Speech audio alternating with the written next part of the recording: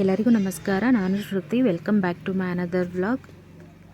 ಇವತ್ತು ನಾನು ಬೆಳಗ್ಗೆಯಿಂದನೇ ವ್ಲಾಗ್ನ ಶುರು ಮಾಡ್ತಾ ಇದ್ದೀನಿ. ಆ್ಯಕ್ಚುಲಿ ಇವತ್ತು ಅಮಾವಾಸ್ಯೆ ಆಗಿದ್ದರಿಂದ ಕಾರ್ತಿಕ ಮಾಸ ಎಂಡಿಂಗ್ ಬರ್ತಾ ಇದ್ದಲ್ಲ, ಸೊ ಹಾಗಾಗಿ ಇವತ್ತು ಮನೆಯೆಲ್ಲ ಫುಲ್ ನೀಟ್ ಮಾಡಿಕೊಂಡು ಒರೆಸಿ ಗುಡಿಸಿ ರಂಗೋಲಿ ಎಲ್ಲ ಹಾಕ್ಕೊಂಡು ಅದಾದ ನಂತರ ನಾನು ಅಡುಗೆ ಮತ್ತು ಟಿಫನ್ನು ಹಾಗೆ ಪೂಜೆ ಎಲ್ಲ ಮುಗಿಸ್ಕೊಡ್ತೀನಿ. ಸೊ ಇವತ್ತು ಒಂದು ಸಣ್ಣ ರಂಗೋಲಿಯಿಂದ ಇವತ್ತಿನ ವ್ಲಾಗ್ನ ಶುರು ಮಾಡ್ತೀನಿ. ಸೊ ಹಾಗೆ ಇನ್ನೂ ಯಾರೆಲ್ಲ ನನ್ನ ಚಾನಲ್ನ ಸಬ್ಸ್ಕ್ರೈಬ್ ಮಾಡ್ಕೊಂಡಿಲ್ಲ ಫ್ರೆಂಡ್ಸ್, ದಯವಿಟ್ಟು ಸಬ್ಸ್ಕ್ರೈಬ್ ಮಾಡ್ಕೊಳ್ಳಿ. ಹಾಗೆ ನಿಮ್ಮ ಫ್ರೆಂಡ್ಸ್ ಆ್ಯಂಡ್ ಫ್ಯಾಮಿಲಿಗೆ ಶೇರ್ ಮಾಡಿ ಅಂತ ಹೇಳ್ತಾ ಇವತ್ತಿನ ವ್ಲಾಗ್ನ ಶುರು ಮಾಡೋಣ.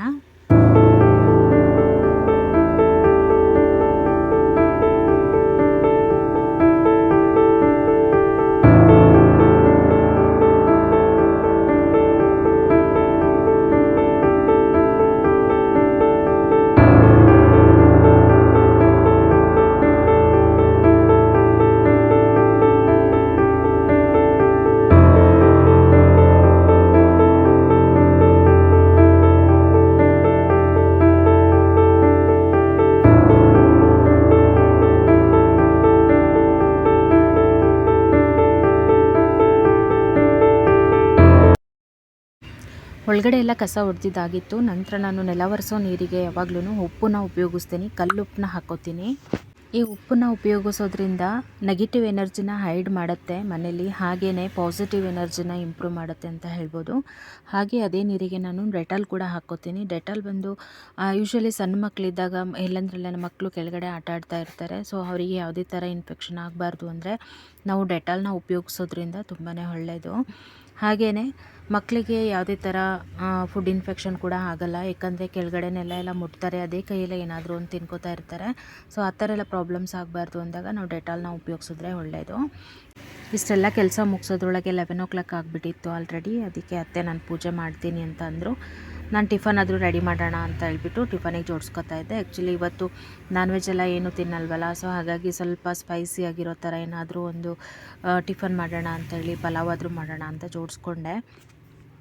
ನಾನು ಪಲಾವ್ಗೆ ಯಾವಾಗಲೂ ಮಸಾಲ ಹುರಿದ್ಬಿಟ್ಟು ಮಾಡೋದು. ಮಸಾಲ ಹುರಿಯೋದಕ್ಕೆ ನಾನು ಚಕ್ಕೆ, ಲವಂಗ, ಏಲಕ್ಕಿ, ಕಲ್ಲುವು, ಜೊತೆಗೆ ಸೋಂಪು, ಹಸಿಮೆಣಸಿನ್ಕಾಯಿ, ಕೊತ್ತಂಬರಿ, ಪುದೀನ, ಹಸಿ ಶುಂಠಿ ಹಾಗೆ ಬೆಳ್ಳುಳ್ಳಿ, ಸ್ವಲ್ಪ ತೆಂಗಿನಕಾಯಿ ತುರಿ ಇಷ್ಟನ್ನು ಹುರ್ಕೊಂಡು ರುಬ್ಕೋತೀನಿ. ಅದಾದ ನಂತರ ಒಗ್ಗರಣೆಗೆ ನಾನು ಒಂದು ಕುಕ್ಕರಲ್ಲಿ ಆಯಿಲ್ನ ಹಾಕಿ ಚಕ್ಕೆ, ಲವಂಗ, ಒಂದೆರಡು ಏಲಕ್ಕಿ ಹಾಗೆ ಸ್ವಲ್ಪ ಸೋಂಪು ಹಾಗೆ ಈರುಳ್ಳಿ, ಹಸಿರು ಮೆಣಸಿನ್ಕಾಯಿ, ಜೊತೆಗೆ ಮೆಂತ್ಯ ಸೊಪ್ಪು ಕೂಡ ಇತ್ತು, ಅದನ್ನು ಸೇರಿಸಿದ್ದೀನಿ. ಆ್ಯಕ್ಚುಲಿ ಪಲಾವ್ ಮಾಡುವಾಗ ಮೆಂತ್ಯ ಸೊಪ್ಪು ಇಲ್ಲ ಅಂದರೂ ಕೂಡ ತಂದುಬಿಟ್ಟು ಮಾಡಿ ತುಂಬಾ ಚೆನ್ನಾಗಾಗತ್ತೆ ಟೇಸ್ಟು. ಮೆಂತ್ಯ ಸೊಪ್ಪು ಇಲ್ಲ ಅಂದಾಗ ನಾನು ಕಸೂರಿ ಮೆಥಿ ಆದರೂ ಒಗ್ಗರಣೆಗೆ ಹಾಕಿರ್ತೀನಿ. ಈಗ ನಾನು ಮಸಾಲೆ ಎಲ್ಲ ಹಾಕ್ಕೊಂಡೆ. ಅದಾದ ನಂತರ ಹೆಚ್ಚಿಟ್ಕೊಂಡಿರೋಂಥ ತರಕಾರಿನ ಧಾರಾಳವಾಗಿ ಹಾಕ್ಕೊಳ್ಳಿ. ಮಕ್ಕಳು ಯೂಶ್ವಲಿ ಸಾಂಬಾರಲ್ಲಿ ತರಕಾರಿನ ತಿನ್ನಲ್ಲ, ಪಲಾವ್ ಅಂತ ಹೇಳಿದ್ರೆ ರೈಸ್ ಜೊತೆಗೆ ತಿನ್ಕೋತಾರೆ, ಹಾಗಾಗಿ ತರಕಾರಿ ಎಷ್ಟು ಹಾಕಿದ್ರೂ ಒಳ್ಳೆಯದೇ. ನಂತರ ಉಪ್ಪು, ಸ್ವಲ್ಪ ನಿಂಬೆಹಣ್ಣು ಹಿಂಡ್ಕೋತೀನಿ, ಸ್ವಲ್ಪ ಹೆಚ್ಚಿರುವಂಥ ಟೊಮೊಟೊ ಕೂಡ ಸೇರಿಸ್ಕೊಂಡು ಒಂದು 3 ವಿಷಲ್ನ ಕೂಗಿಸ್ಕೋತೀನಿ. ಸೊ ಫೈನಲಿ ನಾನು ಮಾಡಿರೋವಂಥ ಪಲಾವ್ ಈ ರೀತಿ ಔಟ್ಪುಟ್ ಬಂದಿತ್ತು. ನೋಡೋದಕ್ಕೆ ತುಂಬಾ ಚೆನ್ನಾಗಿ ಕಾಣಿಸ್ತಾ ಇದೆ. ಪಲಾವ್ ಯಾವಾಗಲೂ ಸ್ವಲ್ಪ ಉದ್ರುಗಿಂತ ಸ್ವಲ್ಪ ಮೆತ್ತಗೆ ಮಾಡಿಕೊಂಡ್ರೆ ಅದು ಇನ್ನೂ ರುಚಿ ಜಾಸ್ತಿ ಆಗುತ್ತೆ. ಸೊ ಫೈನಲಾಗಿ ಈ ಥರ ಪಲಾವ್ನ ನಾನು ಮೊಸರು ಬಜ್ಜಿ ಜೊತೆಗೆ ಸರ್ವ್ ಮಾಡಿದ್ದೆ. ಟೇಸ್ಟ್ ಕೂಡ ಅಷ್ಟೇ ಸಖತ್ತಾಗಿತ್ತು ಅಂತ ಹೇಳ್ಬೋದು. ಮೊಸರು ಬಜ್ಜಿಗೆ ನಾನು ಈ ಸರಿ ಸ್ವೀಟ್ ಟೊಮೊಟೊ ತಂದಿದ್ದೆ, ಹಾಗಾಗಿ ಟೊಮೊಟೊ ಕೂಡ ಸೇರಿಸ್ಬಿಟ್ಟು ಮಾಡಿದ್ದೆ.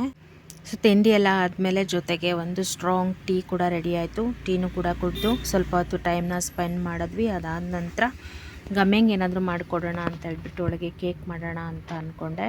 ಸೊ ಕಪ್ ಕೇಕ್ ಮಾಡೋದಕ್ಕೆ ನಾನಿಲ್ಲಿ ಸ್ವಲ್ಪ ಡ್ರೈ ಫ್ರೂಟ್ಸ್ನ ಕ್ರಷ್ ಮಾಡ್ಕೊತಾ ಇದ್ದೀನಿ, ಎಲ್ಲ ಪೌಡರ್ನ ಮಾಡಿಕೊಂಡು. ಅದಾದ ನಂತರ ನಾನಿದು ಗುಡ್ಡೆ ಬಿಸ್ಕೆಟ್ ಇತ್ತು, ಸೊ ಅದನ್ನು ಉಪಯೋಗಿಸ್ಕೊಂಡು ನಾನೀಗ ಕೇಕ್ನ ಮಾಡ್ತಾ ಇರೋದು.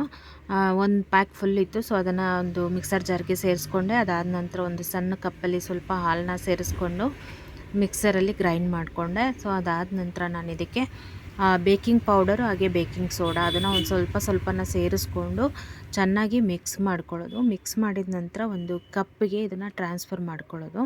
ನಾನಿಲ್ಲಿ ಪ್ಲಾಸ್ಟಿಕ್ ಕಪ್ನ ಇಟ್ಬಿಟ್ಟಿದ್ದೆ. ಆ್ಯಕ್ಚುಲಿ ನಾನಿಲ್ಲಿ ಏರ್ ಫ್ರೈಯರಲ್ಲಿ ಮಾಡೋದಕ್ಕೆ ಇಟ್ಟಿದ್ದೆ, ಮೇಲಿಂದ ಸ್ವಲ್ಪ ಸುಟ್ಟಂಗೆ ಹಾಕ್ಬಿಟ್ಟಿತ್ತು. ಸೊ ಪ್ಲಾಸ್ಟಿಕ್ ಕಪ್ ಬರುತ್ತಲ್ಲ ಕಾಫಿ ಗ್ಲಾಸು, ಅದರಲ್ಲಿ ಹಾಕಿಟ್ರೆ ಏನೂ ಆಗಲ್ಲ. ಸೊ ನಾನು ಮಧ್ಯ ನೋಡ್ಕೊಂಡು ತೆಕ್ಕೊಂಬಿಟ್ಟೆ. ಆಮೇಲೆ ಮತ್ತೆ ನಾನು ಇದನ್ನು ಕುಕ್ಕರಲ್ಲಿ ಇಟ್ಬಿಟ್ಟು ಬೇಯಿಸ್ಕೊಂಡೆ, ಹಾಗಾಗಿ ತುಂಬ ಚೆನ್ನಾಗಿ ಬಂತು. ಕುಕ್ಕರಲ್ಲೇ ಕೂಡ ಮಾಡ್ಕೋಬೋದು, ಇಡ್ಲಿ ಬೇಯಿಸ್ಕೊತೀವಲ್ಲ, ಸೊ ಅದೇ ರೀತಿ ಕಾಫಿ ಗ್ಲಾಸಲ್ಲಿ ಇಟ್ಬಿಟ್ಟು ಬೇಯಿಸ್ಕೊಂಡ್ರೆ ಸೊ ಈ ಥರ ಮಕ್ಕಳು ಇಷ್ಟಪಡೋವಂಥ ಕೇಕ್ನ ನಾವು ಮನೆಯಲ್ಲೇ ಮಾಡಿಕೊಡ್ಬೋದು. ಮೇಲ್ಗಡೆ ನಾನು ಡ್ರೈ ಫ್ರೂಟ್ಸ್ನ ಹಾಕಿಬಿಟ್ಟು ಸ್ಟೀಮ್ ಮಾಡಿದ್ದೆ. ಸೊ ಫೈನಲಾಗಿ ಕೇಕ್ ಕೂಡ ರೆಡಿ ಆಯಿತು. ನಂತರ ನಾನು ಮಧ್ಯಾಹ್ನ ಲಂಚ್ಗೆ ಅಂತ ಹೇಳಿಬಿಟ್ಟು ಬೆಂಡೆಕಾಯಿ ಗೊಜ್ಜನ್ನ ಮಾಡೋಣ ಅಂತ ರೆಡಿ ಮಾಡಿಕೊಂಡೆ. ಬೆಂಡೆಕಾಯಿ ಗೊಜ್ಜು ಬಂದು ಮೊನ್ನೆ ಯಾವುದೋ ಒಂದು ಮದುವೆಗೆ ಹೋದಾಗ ಅಲ್ಲಿ ಮಾಡಿದರು, ತುಂಬಾ ಚೆನ್ನಾಗಿ ಅನ್ನಿಸ್ತು. ಆ್ಯಕ್ಚುಲಿ ನಾವು ಪೈನಾಪಲ್ ಗೊಜ್ಜನ್ನ ತಿಂದಿದ್ವಿ. ಸೊ ಅದೇ ರೀತಿ ಖಾರನ ಉಪಯೋಗಿಸ್ಕೊಂಡು ಮಾಡ್ತಾಯಿದ್ದೀನಿ ಇಲ್ಲಿ. ಇದಕ್ಕೆ ಸ್ವಲ್ಪ ಒಣಕೊಬ್ಬರಿ, ಕರಿಬೇವು, ಉದ್ದಿನಬೇಳೆ, ಬ್ಯಾಡಗಿ ಮೆಣಸಿನ್ಕಾಯಿ, ಹಾಗೆ ಮೆಂತ್ಯ, ಜೀರಿಗೆ, ಕಡಲೆಬೇಳೆ, ಉದ್ದಿನಬೇಳೆ ಇದಿಷ್ಟನ್ನು ಆಯಿಲಲ್ಲಿ ಚೆನ್ನಾಗಿ ಫ್ರೈ ಮಾಡ್ಕೊಳ್ಳೋದು. ಒಣಕೊಬ್ಬರಿನ ಎಲ್ಲ ಹುರಿದಾದ್ಮೇಲೆ ಲಾಸ್ಟಲ್ಲಿ ಸೇರಿಸ್ಕೊಂಡು ಗ್ಯಾಸ್ನ ಆಫ್ ಮಾಡಿ ಒಂದು 2-3 ಸೆಕೆಂಡು ಫ್ರೈ ಮಾಡಿಕೊಂಡು ಅದಾದ ನಂತರ ನಾವು ಅದನ್ನು ಮಿಕ್ಸಿ ಮಾಡಿಕೊಂಡ್ರೆ ಖಾರ ರೆಡಿ ಆಗುತ್ತೆ. ಸೊ ಇದೇ ಖಾರನ ನಾವು ಅನಾನಸ್ ಮೀನ್ಸ್ ಪೈನಾಪಲ್ಗೂ ಕೂಡ ಉಪಯೋಗಿಸ್ಕೊಂಡು ಮಾಡ್ಬೋದು. ತುಂಬಾ ಚೆನ್ನಾಗಿ ಬರುತ್ತೆ ಟೇಸ್ಟು. ನಾನಿಲ್ಲಿ ಹೆಚ್ಚಿಟ್ಕೊಂಡಿರೋಂಥ ಬೆಂಡೆಕಾಯಿನ ಒಂದು ಪ್ಯಾನ್ಗೆ ಸೇರಿಸ್ಕೊಂಡು ಸ್ವಲ್ಪ ಆಯಿಲ್ನ ಹಾಕ್ಕೊಂಡು ಚೆನ್ನಾಗಿ ಫ್ರೈ ಮಾಡ್ಕೊತೀನಿ. ಫ್ರೈ ಮಾಡ್ಕೊಂಡಿದ್ದಾದ ನಂತರ ಹುಣಸೆ ಹುಳಿ ಸೇರಿಸ್ಕೊತಾ ಇದ್ದೀನಿ. ಹಾಗೆಯೇ ಅದ್ರ ಜೊತೆಗೆ ಬೆಲ್ಲ ಕೂಡ ಸೇರಿಸ್ತಾ ಇದ್ದೀನಿ. ಇದಕ್ಕೆ ಹುಳಿ ಮತ್ತು ಸ್ವೀಟು ಸ್ವಲ್ಪ ಮುಂದೆನೇ ಇರಬೇಕು. ಹುಳಿ ಹಾಗೆ ಬೆಲ್ಲನ ಸ್ವಲ್ಪ ಯಥೇಚ್ಛವಾಗಿ ಸೇರಿಸ್ಕೊಂಡು ಸ್ವಲ್ಪ ಒಂದು 5 ನಿಮಿಷ ಚೆನ್ನಾಗಿ ಬಾಡಿಸ್ಕೊಳ್ಳೋದು. ಅದು ಸ್ವೀಟು ಮತ್ತು ಹುಳಿನ ಹೀರ್ಕೊಳ್ಳುತ್ತೆ. ಈಗ ಹುರ್ಕೊಂಡಿರೋಂಥ ಮಸಾಲ ತಣ್ಣಗಾಗಿದೆ. ಇದನ್ನಾಗ ಮಿಕ್ಸಿ ಜಾರಲ್ಲಿ ರನ್ ಮಾಡ್ಕೊಂಬರೋಣ.